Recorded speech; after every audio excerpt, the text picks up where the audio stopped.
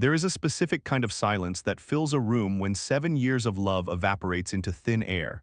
It doesn't scream, it just suffocates. You don't feel the knife go in. You only feel the cold draft of reality rushing into the wound. For nearly a decade, I poured my soul, my bank account, and my unwavering loyalty into a man I believed was my soulmate. I built a fortress of support around him, only to discover he had been using my own bricks to build a brothel. When a devastatingly innocent slip of the thumb on a smartphone screen shattered my reality, I didn't just cry. I didn't just leave. I meticulously dismantled the lives of every single person who thought they could desecrate my home and mock my devotion. If they wanted to play with fire, I was going to give them the inferno. I met Vance right after I turned 30. Up until my late 20s, I had exclusively dated women, only coming to terms with my bisexuality at 28.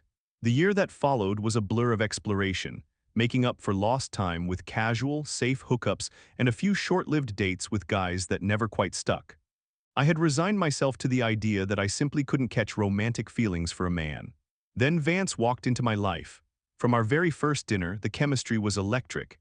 It was the only other time in my life I had experienced that dizzying, butterflies-in-the-stomach freefall of genuine love.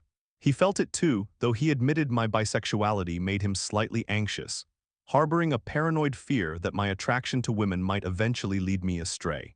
I validated his feelings, reassuring him that my eyes were solely on him. I knew within a month that he was the one. On that same first date, Vance confessed a heavy truth. He was legally blind, suffering from a progressive genetic disorder. His peripheral vision was already deteriorating into a narrow sliver, and he braced himself for me to walk away. He told me no other man had wanted the burden of dating someone who couldn't drive. But I grew up with a brother who relied entirely on a wheelchair, a victim of misdiagnosed meningitis in the 70s. To me, being Vance's perpetual driver wasn't a burden, it was a microscopic sacrifice to be with the man I loved. The next 7 years were painted in strokes of domestic bliss. My family adored him, noting how much brighter my laughter had become since he arrived. When we met, Vance was stuck in a dead-end retail job, his confidence shattered by his failing eyesight. I refused to let him wilt. I told him he had too much brilliant potential to waste. When he mentioned a discarded dream of teaching, I became his personal locomotive. I paid his way through 2 years of community college, 2.5 years at a local university, and finally, his rigorous teaching certification program. I drove countless miles, navigating morning traffic and late-night study sessions, pouring thousands of dollars into his future without a single sigh of complaint. By the time we were engaged and planning an October wedding, he was in his final semester of student teaching. Then came March 2020. The pandemic slammed the world shut, and we were confined to our condo. On the third day of the lockdown, Vance sat beside me on the couch and handed me his phone to show me a meme on Instagram. It was a mundane, lazy afternoon. As I held his phone, my thumb slipped, accidentally grazing the back arrow. The screen shifted from the meme to his direct message inbox. Right near the top, dated just a week prior, was a name I recognized, Torin, his ex-boyfriend. A cold stone dropped into my gut. I tapped the thread. My eyes scanned the glowing screen, absorbing words that made the room spin. There were detailed directions to the condo I paid for. There were explicit photos. There was filthy, degrading banter. And worst of all, there was a message from Vance reassuring Torin not to worry about me catching them. "I have his location on Find My Friends," Vance had typed. "I'll know if he leaves work." I didn't breathe. I exploded. The phone hit the coffee table with a sharp crack and the screaming began. I demanded the truth, cornering him as the color drained from his face. Trembling and sobbing, the dam broke. Vance confessed to inviting Torin over twice for unprotected sex. Torin, who was actively engaged to a woman at the time. But the horrors didn't stop there. As the hours dragged on, the trickled truth became a flood. He admitted to sleeping with his own cousin, Merrick, a newly single, supposedly straight man who was curious. Twice, in my bed, unprotected. Then came a name that made my blood run ice cold. Bram, a guy Vance and my cousins had gone to high school with. I had explicitly told Vance I despised Bram and wanted him nowhere near our lives. Years ago, at age 20, Bram had been convicted of a heinous sexual assault against a 16-year-old girl. He was a registered sex offender for life. Vance, claiming ignorance of the conviction, admitted to bringing this predator into our home. We spent the entire weekend drowning in a toxic soup of tears and shattered trust. Vance begged, crying over and over that he didn't know why he did it, that he felt terrible. But by Monday morning, my crushing sorrow had crystallized into a diamond-hard, razor-sharp fury. I looked at him, his eyes red and swollen, and casually mentioned that I was going to pay AT&T's fee to pull his detailed phone and text records for the last 3 years. Panic flashed across his face. The threat of undeniable data forced out the final, ugliest truth. There was a fourth man, a random grinder hookup named Valeriano, and it hadn't just happened once. It had been a casual, ongoing arrangement for nearly 2 years, ending just the month before. The origin of this affair was the ultimate insult. It began the day after Vance's university graduation in May 2018. We had celebrated hard. I had paid for the dinner, the drinks, the party. Exhausted and inebriated, I told him I was too tired for intimacy, promised to make it up to him the next day, and passed out on the couch. According to Vance, he got angry horny. While I slept off the celebration of his achievement, an achievement I had entirely funded, he downloaded Grindr, found Valeriano, and walked across the street to have sex in a church parking lot. That was the moment the man I loved died in my eyes, replaced by a parasite. I calmly stood up, told him to grab a bag, and ordered him into my car. I drove in dead silence to his fiercely religious parents' house. I told him to go inside and explain exactly why he was moving back into his childhood bedroom. The moment his feet hit their driveway, I was on the phone with AT&T, ordering 3 years of unredacted logs. Then I called my doctor to schedule a full STI screening. While he was inside facing the music, I suspended his cellular service. Let him figure out how to navigate the world without the lifeline I provided. Because we had previously shared passwords at his own suggestion, I systematically logged into his cloud and social media accounts. I changed every password, locking him out of his own digital life so he couldn't delete the evidence. I called my bank and issued an immediate stop payment on his final tuition check. Before I wiped his accounts, I took high-resolution screenshots of the entire Instagram conversation with Torin. I found Torin's fiancé on Facebook and sent her the entire, unedited gallery. I told her she deserved to know the truth and urged her to get tested. Vance's conservative family had once kicked him out for days just for questioning his sexuality in high school. When they heard the full extent of his depravity, they didn't offer a shoulder to cry on. Torin's fiancé dumped him instantly, and Torin found himself homeless. One down, Vance trudged back out to the car, sobbing. I drove him back to the condo, demanded my keys, and told him to say goodbye to our 3 pets. As he packed his life into cardboard boxes, I sat at the kitchen island with a highlighter, cross-referencing his agonizingly detailed phone records. He was too broken to lie anymore. It was then he clarified that his encounters with Bram, the registered sex offender, had only been oral inside my home. The actual intercourse had taken place in that same church parking lot across the street. My eyes drifted to the window, staring at the church's asphalt lot. The wheels in my mind locked into gear. The next morning I walked across the street. The air was crisp, mocking the heavy rot in my chest. I scanned the perimeter of the church building and smiled. There, tucked under the eaves, was a sleek security camera pointing directly at the lot.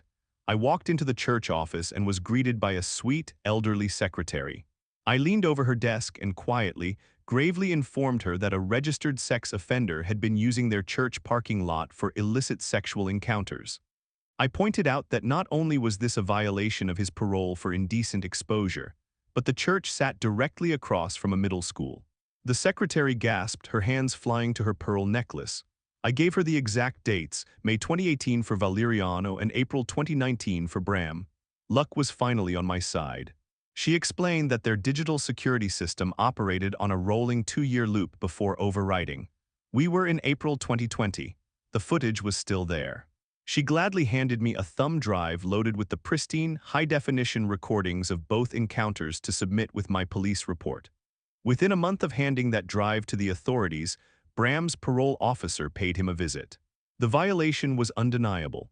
Bram was dragged back to a concrete cell, 2 down. I then filed a separate police report against Valeriano. The desk sergeant sighed, explaining that indecent exposure was a minor infraction, usually resulting in a fine, though the proximity to a school playground escalated it slightly. There would be no jail time for him, but I wasn't relying on the justice system for Valeriano. I was relying on myself. I paid top dollar for a premium data broker service and hunted Valeriano down.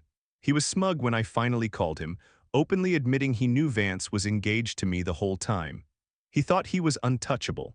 What he didn't know was that my deep dive had revealed he worked a lucrative job requiring a high-level security clearance. I also discovered he had massive unpaid judgments against him, but collection agencies couldn't locate him. He was Hispanic, utilizing a dual surname system, and frequently went by his middle name, Francisco.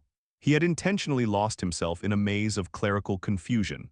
I drafted a meticulously detailed letter containing Valeriano's exact workplace, his current residential address, and his direct contact information, and mailed it to every collection agency holding his debt. Then I forwarded the police report regarding his guilty plea for misdemeanor indecent exposure to his employer's compliance department. His wages were garnished almost immediately, but only for 2 paychecks. The misdemeanor conviction was enough to instantly strip him of his security clearance. He was fired and escorted off the premises. 3 down. Next, I logged into Vance's still hijacked Facebook account. I messaged his mother's side of the family, masquerading as Vance, and thoroughly confessed to having a sexual affair with his cousin, Merrick. The revelation ripped through their tight-knit family like wildfire in a dry forest. Within hours, my phone buzzed with frantic messages from Merrick, begging to know why Vance would nuke their lives. I answered the call, my voice dripping with venomous amusement. I told Merrick he shouldn't have screwed his own cousin, especially an engaged one, in a bed that didn't belong to him. 4 down. Finally, I turned my attention back to the architect of my misery. I knew Vance's parents, despite their anger, might eventually crack and try to pay his final university tuition. I couldn't let him walk away with the career I had built for him. I recalled the mandated reporter paperwork he had signed for his teaching certification. There was a specific clause stating that a credential could be permanently revoked for documented acts of moral turpitude. I compiled a devastating dossier.